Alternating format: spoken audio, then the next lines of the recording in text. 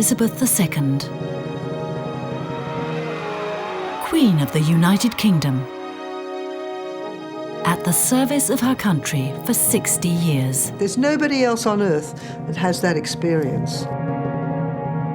Although she wears the imperial state crown, the political power in her kingdom is wielded by others. 12 prime ministers have held office during her reign. Tradition demands that once a week they report to Her Majesty at Buckingham Palace. All of them come to find it one of the most treasured moments of the week. These meetings are strictly confidential. It is never ever leaked from Buckingham Palace, ever, what a Queen has said to a Prime Minister or a Prime Minister to the Queen. We take a look behind the facade and we discover secret power games, rivalries, but also genuine friendships.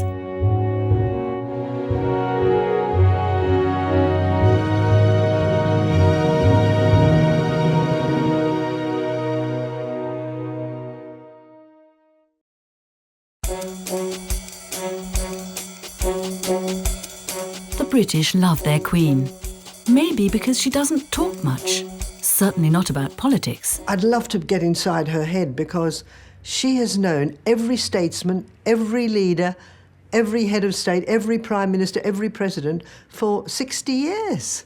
It's amazing. It's often said she's never put a foot wrong, and that is true. But she has understood the importance of silence, of not expressing her opinions, of not reacting. Number 10 Downing Street is the headquarters of Her Majesty's government. From here, the Prime Minister starts every week on a little business trip. A mile away is Buckingham Palace. Here, he's expected for his weekly audience with the Queen. It's been a tradition for the last 300 years. The Queen has already met 12 Prime Ministers. The first was Winston Churchill, a paternal friend. Her relationship with Prime Minister number 5, the Labour lefty Harold Wilson, was particularly close. At the end of the 70s, we see the first female Prime Minister, Margaret Thatcher, the Iron Lady. Equally difficult was her relationship with the young Tony Blair. Neither he nor her latest Prime Minister, David Cameron, had been born when she held her first audience in 1952. We, the rest of us in Britain, love this. We love the idea that once a week, the Prime Minister, even if we voted for him, has to go and bow the knee to somebody.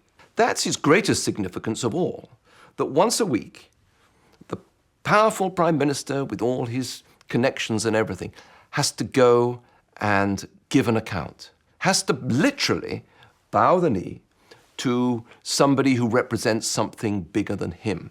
So Prime Minister's job is a tremendously pressured job, a tremendously lonely job, and to have someone who can be dispassionate and objective and give you advice and warning and encouragement at times, that can be invaluable for you.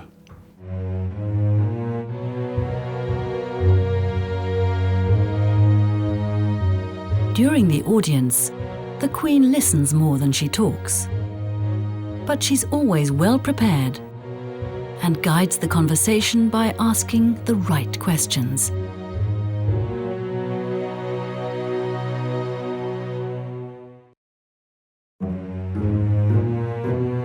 During her youth, Elizabeth spends many carefree summers in the countryside. She's a conscientious, modest, down-to-earth girl. I think the secret to understand Elizabeth II's success is to realize she was not born to be a queen.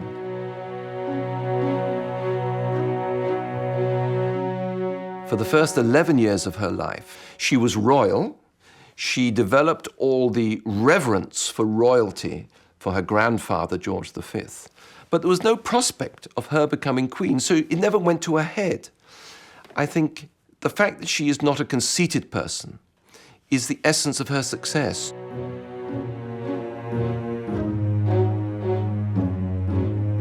Suddenly, in 1936, her grandfather, whom she actually called Grandpa England, died, to be succeeded by Uncle David, as she called him. That was King Edward VIII.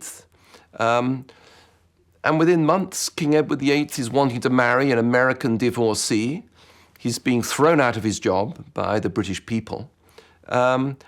Who's to take his place? The stuttering George VI. He had an enormous respect for the monarchy, and the constitutional monarchy in particular, and that's what he inculcated into his daughter.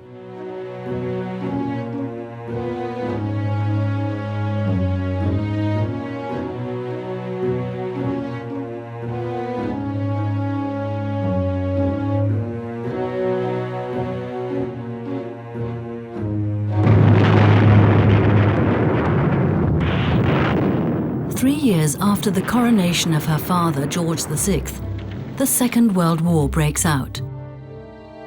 Even during the Blitz, Prime Minister Winston Churchill and the royal family stay in London to boost the morale of their people.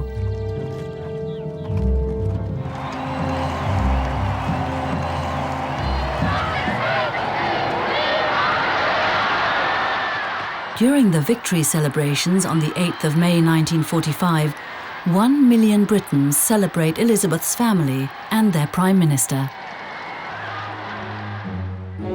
The close relationship between her father and his people impresses her so much that she makes a solemn vow on her 21st birthday. I declare before you all that my whole life, whether it be long or short, shall be devoted to your service and to the service of our great imperial family to which we all belong. Soon, on February the 6th, 1952, she has to fulfill her pledge. Her father dies of lung cancer. Elizabeth cancels a holiday trip. Winston Churchill greets her back home.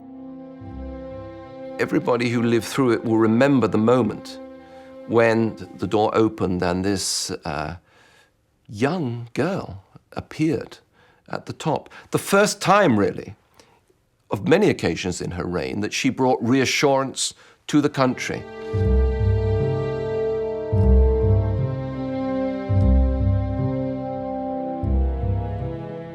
And then began the life of service. But she was probably better prepared for it than other girls of sort of 25 would have been, because she is such a dutiful person and she always wanted to do her best, but it can't have been easy. Out of respect for her father, Elizabeth waits 16 months before she is finally crowned on the 2nd of June 1953. She's been conscientiously preparing for this moment. She's worked on state papers for months. 3 million spectators cheer the young woman, who at this moment becomes Queen of the United Kingdom and of 15 other countries. Her old friend Winston Churchill becomes her first Prime Minister.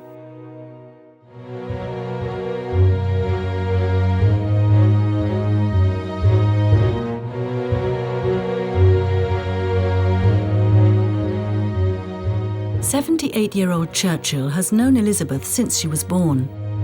When she was only 2 years old, she already impressed him with her authority and thoughtfulness. Now, during their first audience, it becomes clear that he feels a lot more for her than just respect.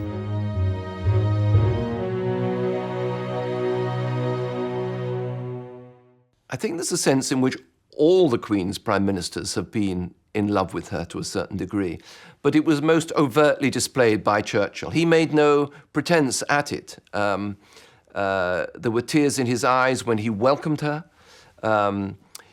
Sentimentally, he loved the comparisons with Queen Elizabeth, with Queen Victoria, and the fact that this would be a sort of last act in his life. I think the Queen valued my grandfather's experience And he, of course, loved the Queen, and he did love her. I mean, he really, she aroused in him all his romantic ideas of sovereignty and monarchy, and the new Elizabethan age, which he referred to. But they also have their differences. Churchill has fought 5 wars for the empire, and he wants to retain Britain's global supremacy by force, if necessary. Elizabeth, on the other hand, favours a loose confederation of states. 5 months after her coronation, she embarks on a world tour to promote the Commonwealth. Churchill doesn't think much of this idea. My grandfather was a child of a Victorian empire, and you wouldn't expect him, I think, to be overjoyed, probably, but he was a pragmatist, Churchill, and he understood the movement of events and history and time. But unlike his young queen, Churchill has difficulties adapting to Britain's new role in the world. He doggedly fights against the dissolution of the empire, and he's increasingly plagued by depression. My grandmother tried very hard to get him to retire after the war and to end his political career in a great wave of glory. But he couldn't. He was like an old warhorse, you know, he couldn't give it up. Then Churchill has a stroke. Officially, he says that he suffers from exhaustion, but Elizabeth knows the truth. She must have been very moved by the occasion because, you know, this was her first Prime Minister. She had known him all her natural life. And it was the end of an era. The end of an era, as you say, the end of, you know, looking back on the end of the empire, in a way, a signal era, end of an era. On April the 4th, 1955, Churchill invites his Queen to a farewell dinner at Downing Street.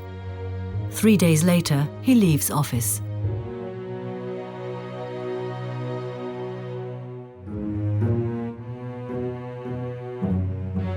In the years after, Elizabeth settles in as head of state.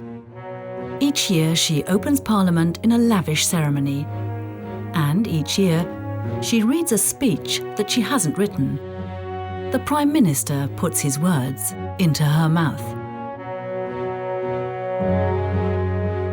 Today, for the first time, this ceremony is being watched, not only by those who are present in this chamber, but by many millions of my subjects. Elizabeth is Britain's best ambassador. She meets Marilyn Monroe and other Hollywood stars. The Queen, who doesn't have a passport, tours the world. And although she never talks about politics, she is Britain's most important diplomat.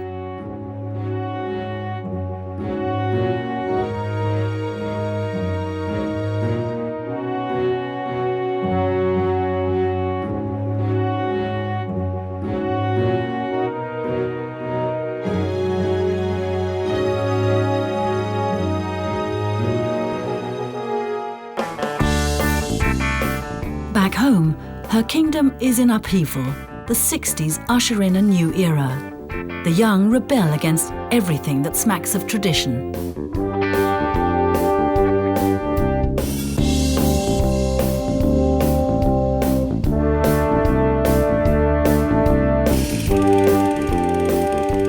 After decades of conservative rule, the Britons want somebody who's a bit more modern. The new Prime Minister is called Harold Wilson, the Labour Party leader.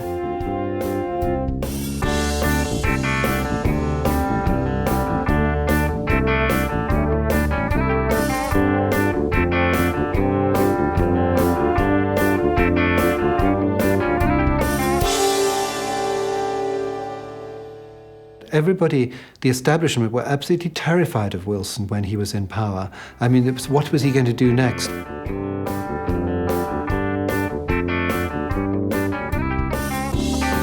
Elizabeth's conservative advisers warn her, Wilson's supposed to be a lefty, and plans a social revolution. There was quite a lot of trepidation in Buckingham Palace as to what this chap would be like. But to their surprise, they found that Wilson himself was quite a monarchist, a royalist. Elizabeth's advisers forget that Harold Wilson is not only the leader of the Labour Party, but also an Oxford Don. Elizabeth enjoys chatting with him.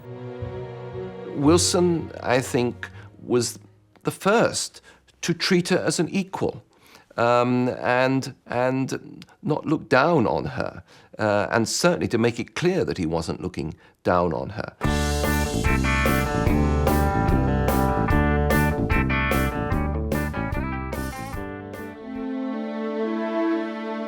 But Wilson's government is facing huge problems. The industry is still suffering from the consequences of World War II, and exports are low because trade with the former colonies has broken down. The British economy was weak, it was overmanned, the trade unions had a tremendous amount of power, and our productivity was much lower than almost every other European country. And Harold Wilson wanted to try and turn Britain into a modern economy, but he came up against lots and lots of distrust and animosity from the trade unions. The workers rise up against Wilson. They want him to nationalise the coal and steel industries and go on strike. The palace doesn't understand the rift between the workers and the Labour Party, but the Prime Minister can explain. He saw himself as teaching her a lot about whole sections of her kingdom, which she didn't really know from first hand. You know, from first hand, she knew the kind of things that old-fashioned Conservative prime ministers did, like going shooting and having grand country house parties. But she didn't really know about the trade unions. She didn't really know about how the Labour Party worked.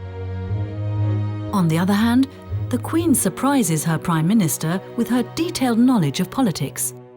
Interestingly, over the years, Harold Wilson's audiences with the Queen's agreement, became longer and longer, and he would stay for drinks afterwards. That has never happened before. Alcohol used to be taboo during the audiences, and now brandy and gin are being served. It proved to be a very, very cosy relationship. He took a great deal of interest in her second family. The Queen had two families, Charles and Anne. Then she suspended childbirth for 6 or 7 years because she became Queen. And she then had a second family, Andrew and Edward. These were little boys, bicycles and prams in the palace when Harold Wilson was there. And deliberately or cynically or whatever, he took a great deal of interest in these children. He, for his part, found that the Queen was very solicitous about his health. That she was worried when he worked too much. She was worried when he was traveling here or there. And he found that very touching, and a very warm relationship was created. The Prime Minister spends his summer holidays with his family in Cornwall. Picnicking and golfing, Harold Wilson loves the country life.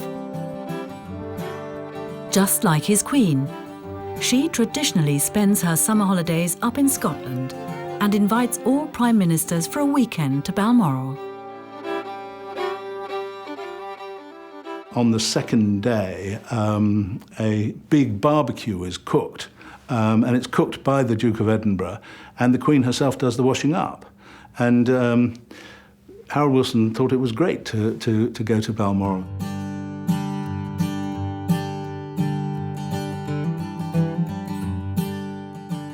There's a paradox here, because Wilson loved the traditional way of life of the royal family, at the same time that he and his party were changing it. Homosexuality gets liberalised, divorce gets liberalised, abortion gets liberalised. immigration, of bringing people from other countries. That gets liberalised in all sorts of ways. Britain becomes modern under Harold Wilson.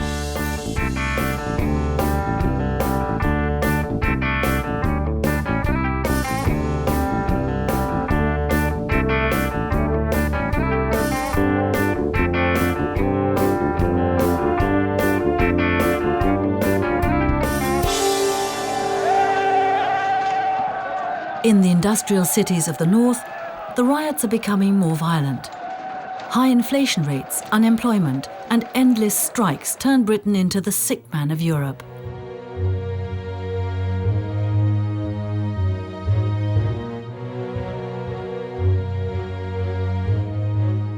In March 1976, after 8 years in power, the exasperated Prime Minister requests a private audience with the Queen.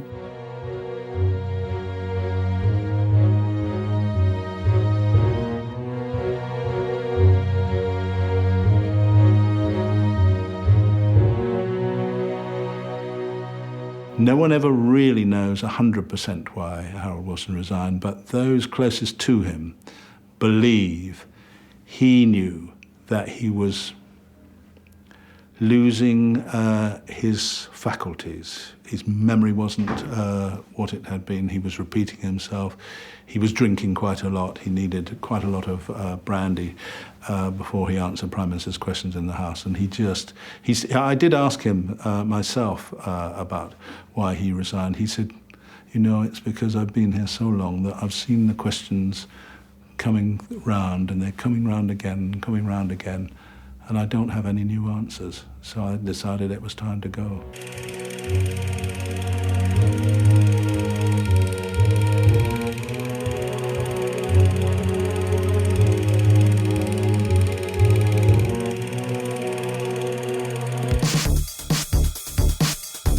Over the next 3 years, an ambitious grocer's daughter from Lincolnshire fights her way to the top of the Conservative Party. Her goal? The government bench.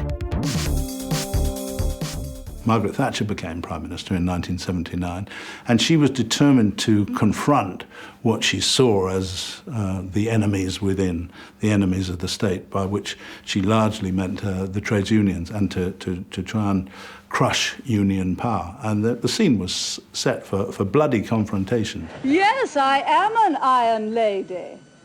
After all, it wasn't a bad thing to be an Iron Duke. Margaret Thatcher's arrival at Downing Street is the result of hard work. The advertising agency Saatchi & Saatchi designed her campaign. She employed a style consultant and a voice coach.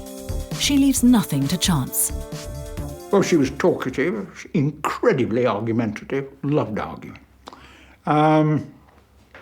Fierce in argument, respected people who stood up to her and argued with her. Extremely well organised,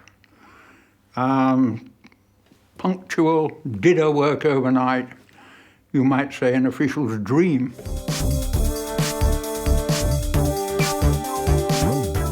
The Queen and Margaret Thatcher. The state opening of Parliament in 1979 sees two women who are both the same age, equally ambitious and status conscious. A catfight is inevitable. Britain was unique in these years. We had a head of state and a chief executive who were both female. Stuffy old Britain was ahead of the game in this sense.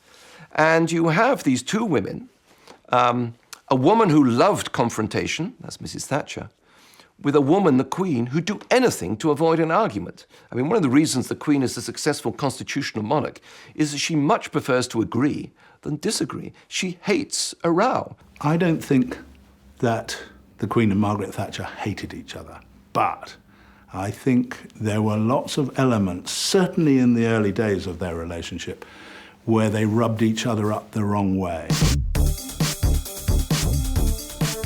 Margaret Thatcher immediately deregulates the financial markets. The stock market is booming. A free market means wealth for all, she says. And she boosts the economy by privatizing state enterprises. Meanwhile, Meanwhile, the gap between the rich and the poor widens. The ladies not for turning.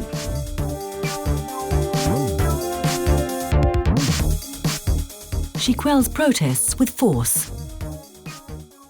There was more social unrest, riots, strikes, and lack of social cohesion under Margaret Thatcher than at any other time, partly because she felt she had to grasp the nettle, and her style was confrontational.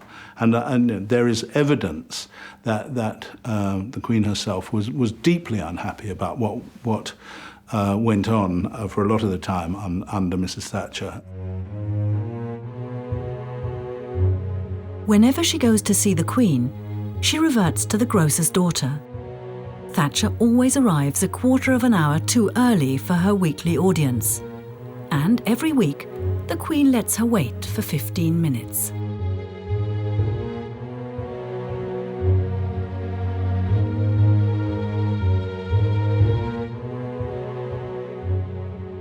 I think Margaret Thatcher was more nervous about everything than people made out early on.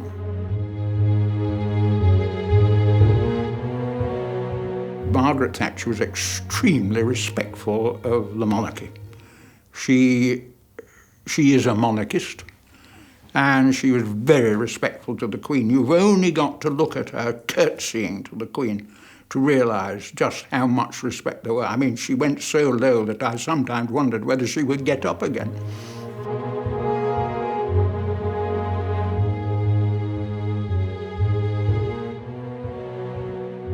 But Thatcher's curtsies don't impress Elizabeth. The stage was set for quite a lot of confrontation, and for quite a long time. They were quite sticky, the audiences with the Queen, and I don't think they ever.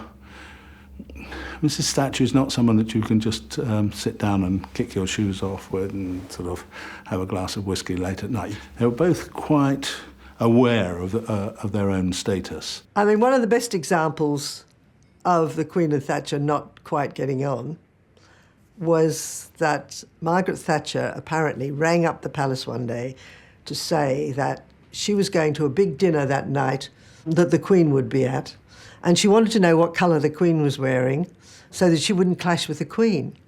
And back came the reply from the Queen, "Don't worry, the Queen never notices what other women are wearing." So put down, you know. Finally, the rift between the two ladies becomes public. The Sunday Times headline says it all. Apparently, the Queen's press secretary suggested that Her Majesty feels the policies of her Prime Minister are socially unjust.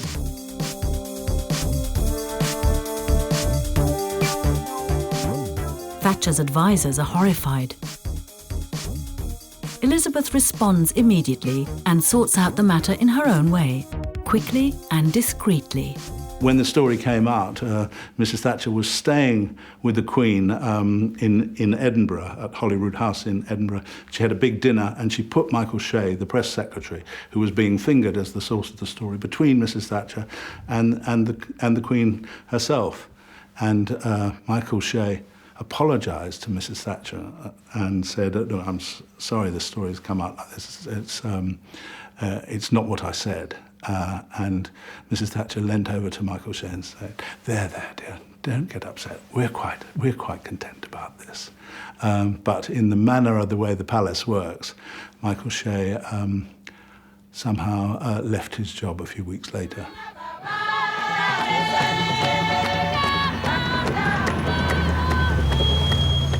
The two ladies also disagree on foreign affairs. The Commonwealth countries want Thatcher to take a stance against the apartheid regime in South Africa. But the Prime Minister doesn't want to be bothered with the problems of the Commonwealth. The black African countries were fed up with white Britain effectively supporting, slowing down the sanctions. And they knew that Margaret Thatcher was part of this. She had actually delayed debates, stopped debates in the British Parliament about sanctions. Against Thatcher's will, Elizabeth travels to a meeting of Commonwealth countries, effectively supporting their claims. Thatcher must give in and is forced to the sidelines.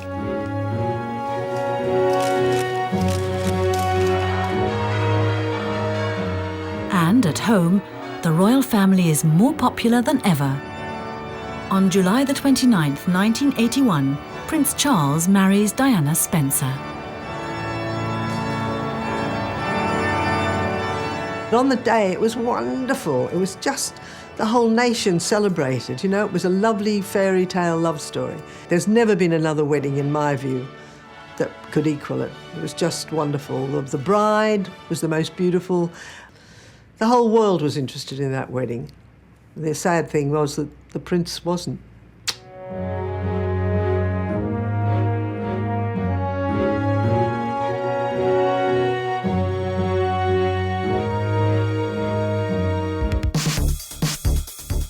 Thatcher's popularity is sinking as she introduces the poll tax. 250,000 people take to the streets in London alone. Rioting breaks out and more than 100 people are injured. The country is in turmoil. In the end, even her own party has had enough of Margaret Thatcher. John Major, her finance minister, succeeds her. She leaves Downing Street in tears.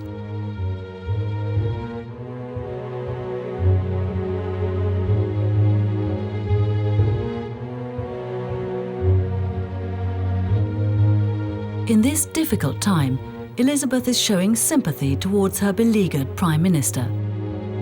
In the end, I think they did get on, and I think that Mrs. Thatcher came to value the advice that the Queen gave her. The Queen was very upset by the way in which Mrs. Thatcher was deposed by the Conservative Party, and she told somebody that, all right, Mrs. Thatcher may have been tired and things, but it was a horrible way that it was done. And that's why I think it was very important that there was the Queen kind of waiting in the wings. If you want confirmation of the mutual respect, then just look how quickly the Queen honoured Margaret Thatcher after she'd resigned, with first of all the Order of Merit and then the Lady of the Garter. But I think the fact that she did that is a signal of her respect for what to me, who to me was a quite remarkable Prime Minister in person.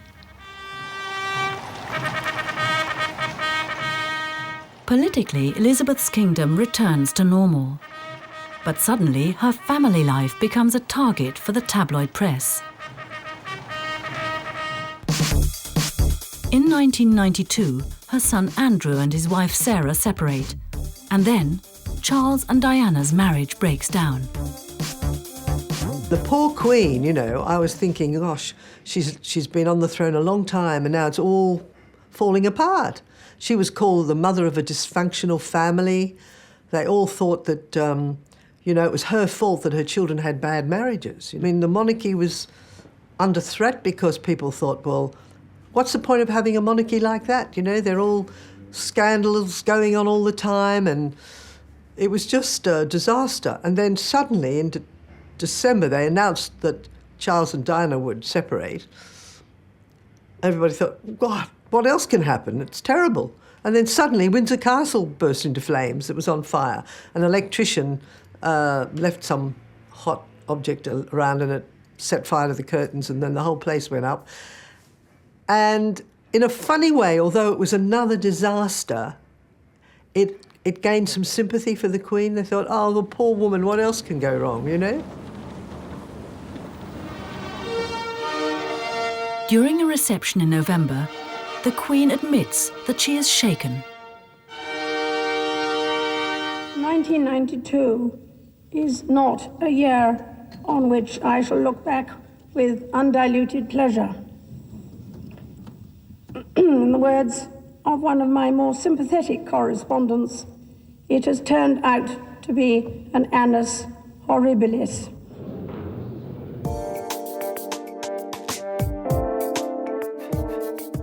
The mood in the country is bleak. The government of Prime Minister John Major seems lacklustre and scandal-prone. Britain is yearning for a fresh start.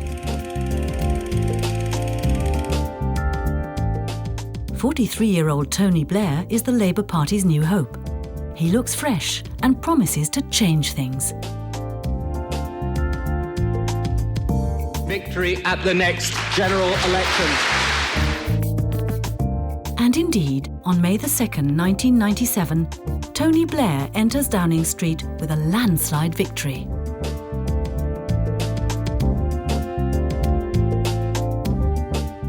Blair came into office with an enormous majority, so I think it would have been quite natural that the palace might have been a little bit scared as to what he was going to do with it, as it were. And, you know, he was very, very cocky when he started out. He walked to the state opening of Parliament holding his wife's hand, which made the state procession look slightly sort of antiquated, or at least that was the impression. It was all New Labour, it was always, you know, cool Britannia, it was all... Everything was going to change, things were going to apparently get better. During their first audience, Elizabeth cuts her young, self-confident Prime Minister down to size. When Tony Blair first became Prime Minister, his very first audience with the Queen, he told me, the Queen said, "Ah, Mr. Blair, welcome to your first audience as Prime Minister. Of course, my first Prime Minister was Winston Churchill, and you weren't even born then." And he said that put me in my place straight away.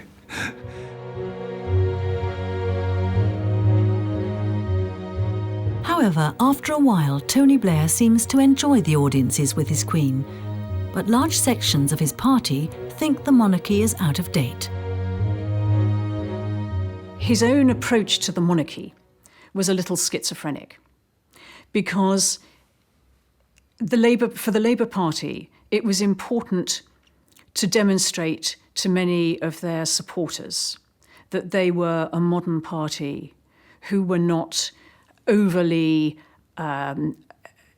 overawed by traditions and by institutions such as the monarchy.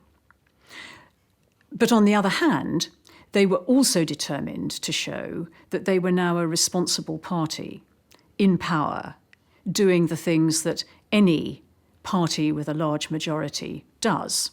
And having a good relationship with the palace and with the monarchy is part of being a responsible and powerful government.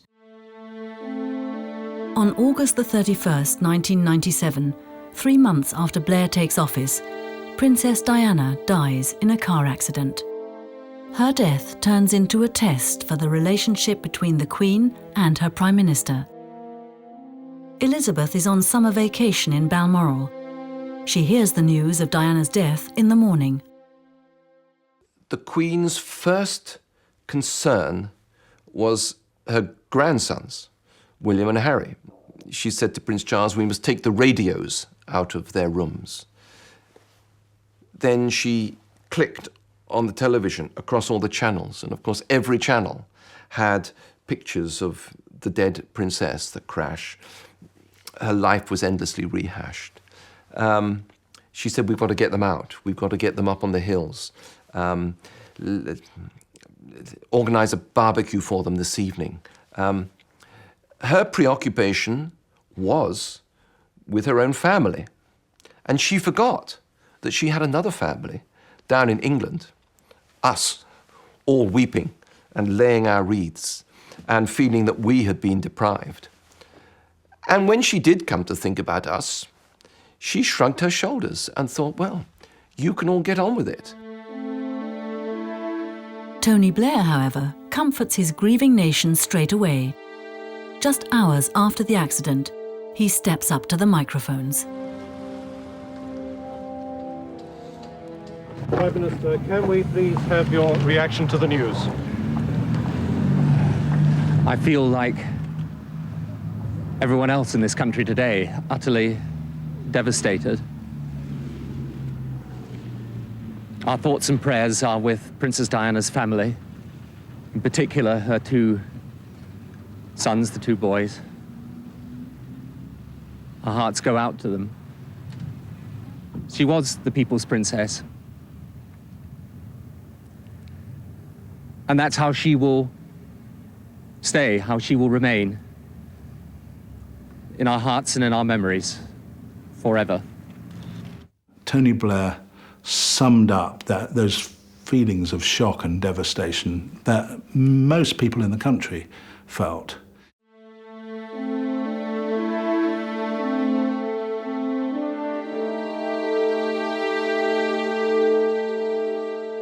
The grief over Diana's death turns into rage against the silent Queen. The newspapers attack Elizabeth.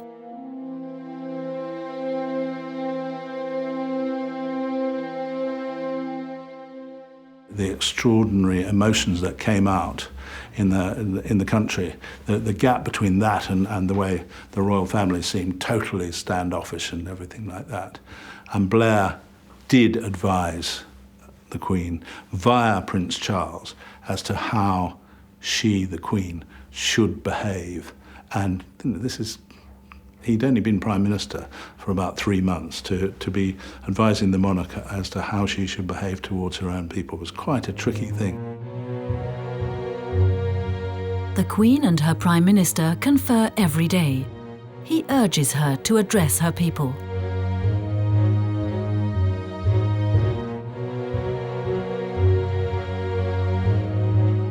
I guess history will say that the week in which the Queen was slow to come back from Balmoral was a mistake, not necessarily a personal mistake, but a mistake of the institution. Actually, I think it's unfair because it was for the best of reasons to protect the grandsons at the most terrible time after their mother's death. But history judges harshly, and that will be one of the judgments.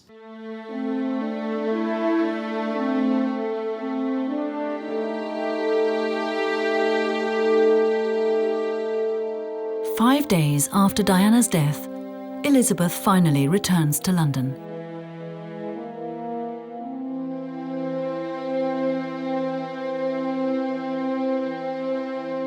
The atmosphere changed at that moment as she came back. And she and the Duke of Edinburgh walked amongst the crowds and looked at flowers and then came into Buckingham Palace. And I remember when they came inside, I was there with the group of people sort of meeting them.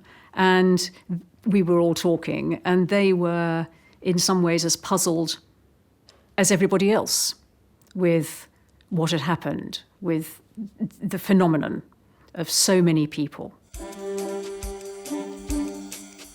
Downing Street and the palace agree that the Queen must make a speech showing that she shares the grief of her people. The Queen's private secretaries mull over the wording. Just at the last minute, they sent it to Downing Street, not for approval, but to see if they had any ideas. And it was Campbell who diffidently suggested, on Tony Blair's behalf, could Her Majesty perhaps say, speaking as a grandmother? And they grabbed it. So what I say to you now, as your Queen and as a grandmother, I say from my heart. First, I want to pay tribute to Diana myself. She was an exceptional and gifted human being. In good times and bad, she never lost her capacity to smile and laugh, nor to inspire others with her warmth and kindness.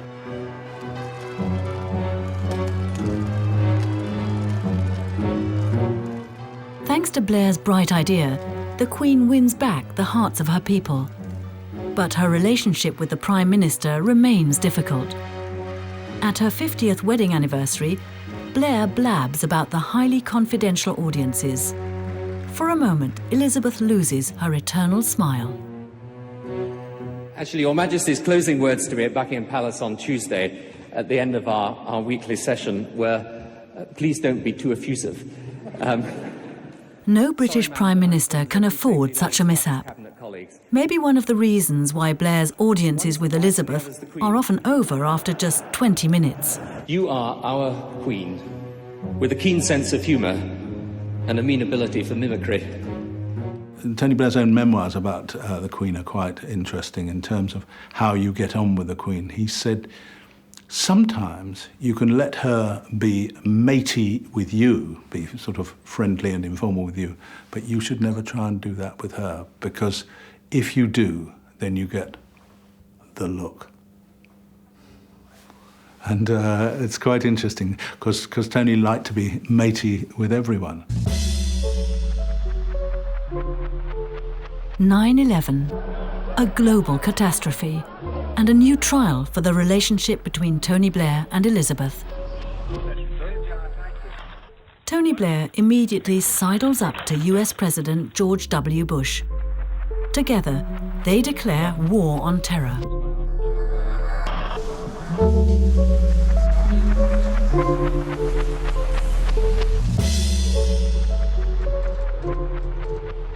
Tony Blair sends 46,000 soldiers to fight in Iraq. As head of state, Elizabeth feels responsible for them.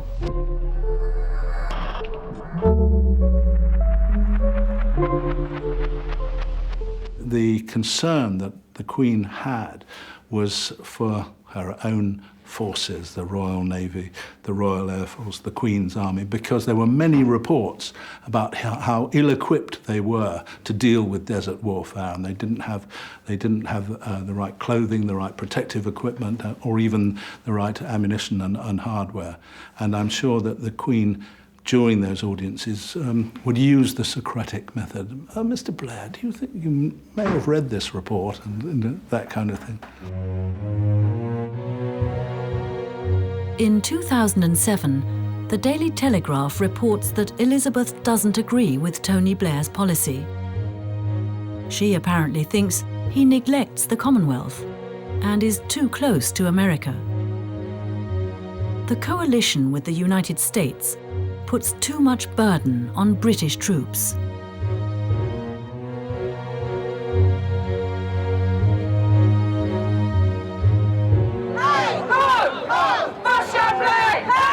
And her people raise their voices in protest against Blair's war on terror.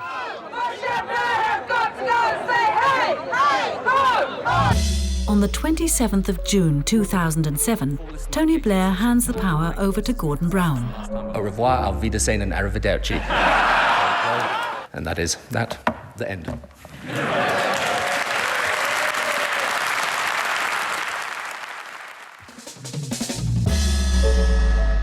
He vacates Downing Street and makes room for his successor.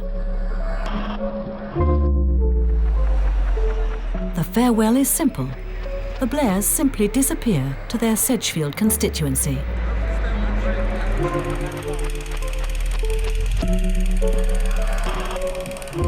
And now David Cameron is in power, Elizabeth's 12th Prime Minister.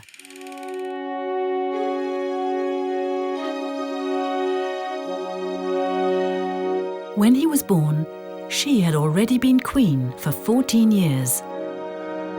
And we have some deep and pressing problems. Cameron's relationship with Elizabeth is much to her liking, efficient and discreet. And on April the 29th, 2011, Prince William and his wife Kate delight their fans with another fairy tale wedding. The monarchy is more popular than ever. Her greatest success is her continuity, her ability to move with the times and not look like a fusty, fuddy-duddy old reactionary. On the other hand, could she have moved a little bit more? Could she have seemed a little bit more human? But the great Victorian constitutional historian Walter Bagehot said, "Be very careful. Don't let daylight shine in on the magic." And it's a very, very difficult balance. And I think she's let some daylight shine in, and it hasn't spoilt the magic.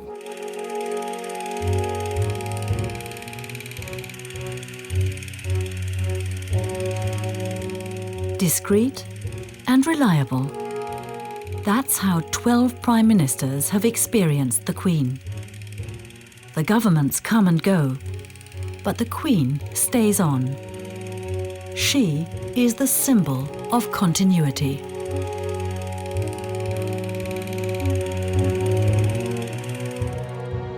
During the past 60 years, the Queen has held nearly 3,000 audiences with her prime ministers. No one has more experience in office, and no one talks less about it.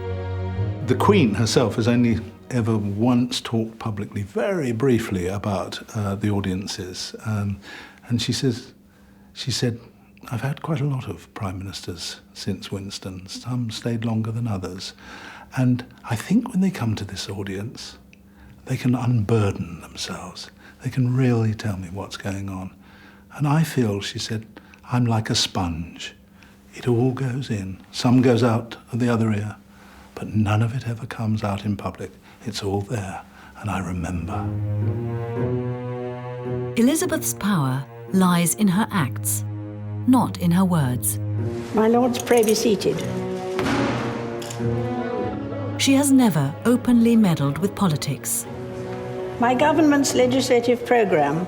But every Prime Minister knows, governing with Queen Elizabeth is smart. Governing against her is impossible.